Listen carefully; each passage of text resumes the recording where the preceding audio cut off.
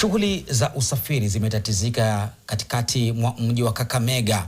Mwili wa kijana aliyefariki katika maandamano ya kupinga kupanda kwa bei za mafuta ukiondolewa katika hifadhi ya maiti ya Kakamega kwa mazishi hapo kesho. Na baadhi ya maduka ya jumla mjini humo yamefunga milango yao kwa hofu ya kuvamiwa, huku vijana hao wakilalamikia kuuawa kwa mmoja wao. Huyu hapa mwanahabari wetu wa ukanda huo Julius Juma akitupa taswira ya hali ilivyokuwa mjini Kakamega.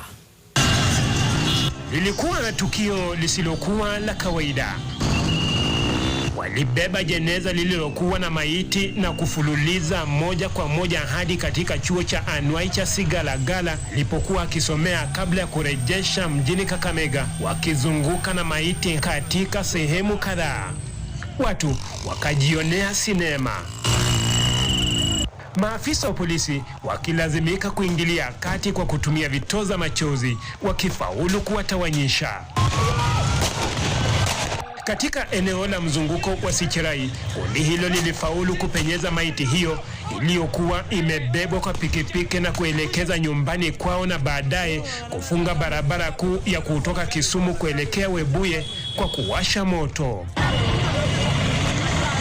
Familia ikisema iliondoa mwili wa mwenda zake saa 8 usiku ikisaidiwa na maafisa wa polisi kulingana na mila na desturi kwa maziko, ila kabla ya kundi la vijana wanaodaiwa kuwa na silaha tofauti kuingia kwenye boma hilo, wakiondoka na mwili kwenye lango lisilofaa. Waliingia wakisema polisi ambao waliua Mwala wameiba mwili.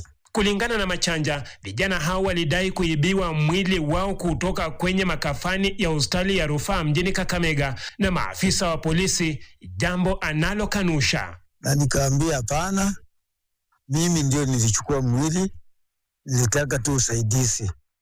Vijana hao wanasemekana kuingia ndani mwa boma la mzee huyo na kuondoka na mwili, familia ikisema iliachilia mwili huo baada ya kutishwa na kundi hilo. Mimi mwenyewe hata nilikuwa nimeapa, nasema kwa sababu hawa ndio wamelauta, ndio walisaa hiyo mtoto, wenyewe wanaweza chukua waende wasike. Walilalamika kwa nini serikali imeenda ikatoa mwili ya mtoto bila hao kujua. Kisa hicho kimezua gumzo kubwa ndani na nje ya mji wa Kakamega.